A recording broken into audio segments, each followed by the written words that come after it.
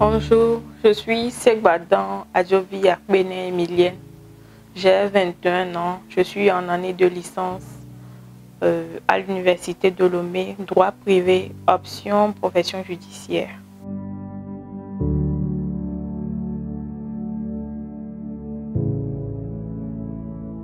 Tout d'abord, la maison Audi s'est présentée dans notre école.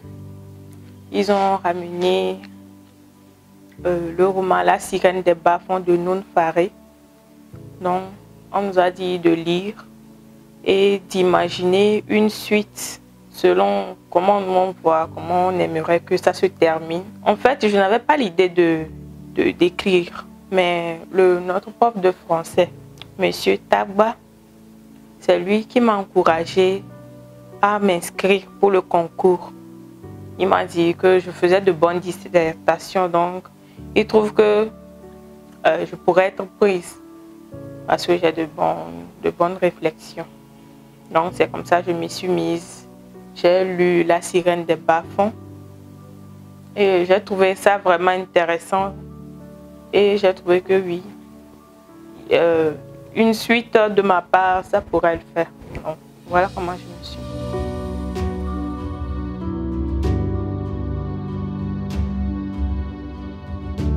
Non, je ne dirais pas que depuis que je suis petite, j'avais toujours eu le rêve d'écrire. Non.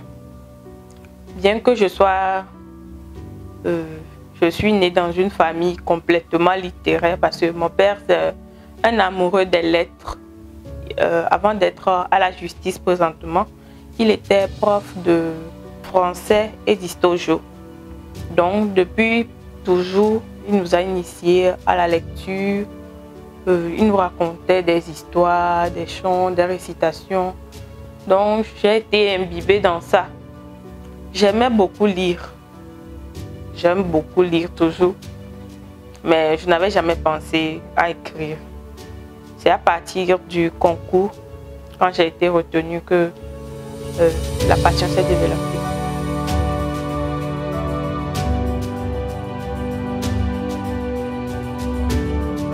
Mon texte, je l'ai intitulé La Renaissance du Phénix. Alors, l'héroïne Winnie, bien que l'inconnu lui ait donné tous les moyens de s'échapper de Joseph, son petit ami qui finalement l'a rendue prostituée, elle a fait la bêtise de refuser parce qu'elle se disait qu'il vaudrait mieux rester avec un diable qu'on connaît plutôt que de partir avec un ange qu'on ne connaît pas. Alors finalement, je dirais que dans mon texte, elle a tout perdu. Je dirais même qu'elle était presque morte. Elle a perdu la mémoire et c'est l'inconnu qui l'a récupérée. Finalement, Joseph il se fera prendre par la police parce que, en plus de la prostitution, il traînait encore dans des trafics. Mais Winnie finira par lui pardonner. Et à la fin de mon histoire, j'ai essayé de mettre une petite histoire d'amour entre l'inconnu et Winnie. Voilà.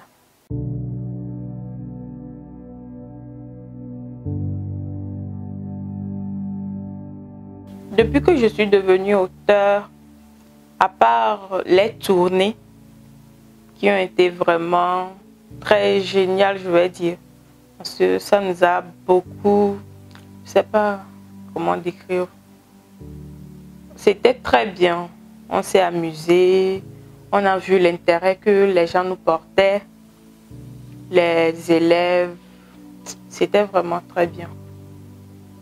Je dirais que j'ai pris un goût particulier pour les cafés littéraires. Depuis que je suis devenue auteur, j'ai participé à beaucoup de cafés littéraires d'autres auteurs.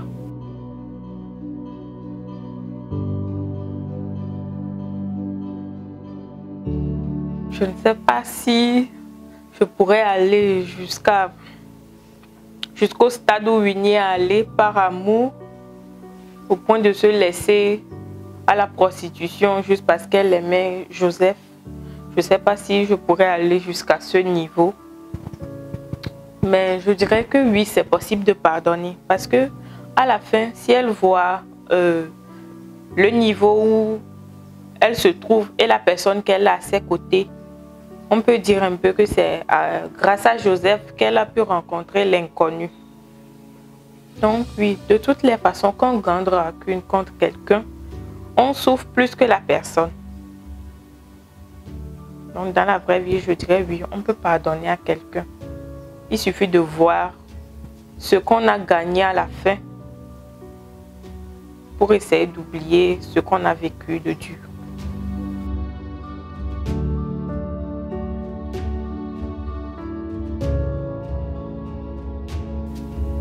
Alors, j'ai senti l'étendue du monde imaginaire parce que chaque suite était unique.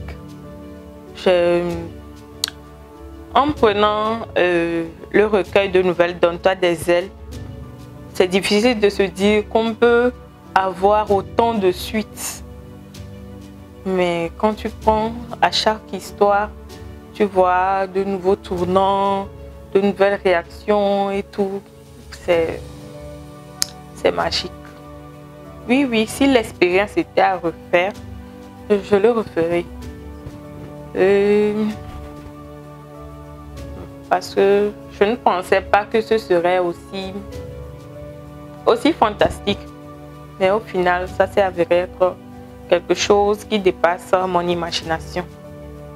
Alors pour les sujets sur lesquels j'aimerais bien écrire, en réalité, je ne dirais pas que j'ai envie d'être une écrivaine assez engagée dans la lutte, les luttes quotidiennes, mais j'aimerais plus me baser sur les sentiments, ce que les gens ressentent, ce qu'ils pensent, leur façon de réagir et autres. Pourquoi, comment. Voilà un peu les sujets qui m'intéressent.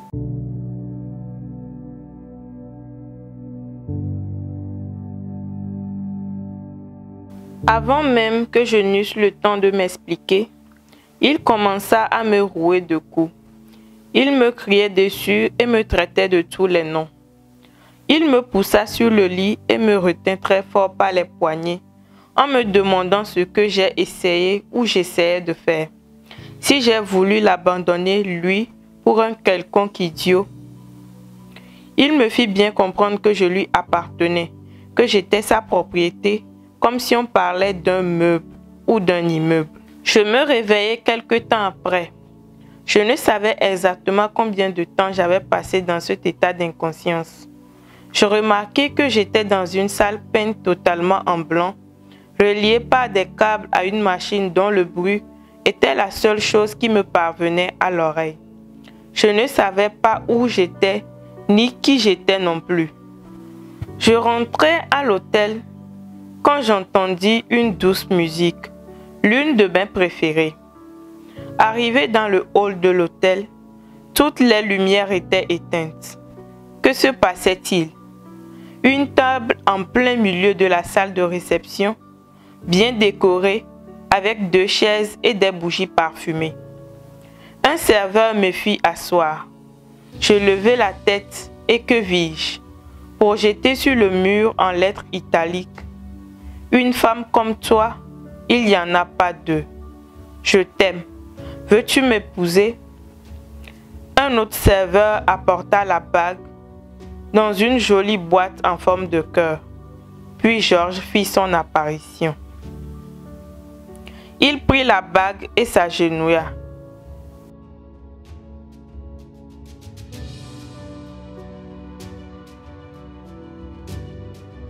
Présentement, je suis en train d'écrire quelque chose. L'idée m'est venue une fois, un ami m'a fait une blague. Non, mais je trouve que c'est... La blague n'était pas une blague simple. Ça ça avait une idée assez mystique, donc j'ai voulu développer. Donc présentement, je suis sur ça. Bien que entre les cours et tout, bon, je ne dirais pas que j'évolue au rythme que je voudrais évoluer, mais bon, ça va. Je promets que bientôt, vous aurez quelque chose de succulent à déguster.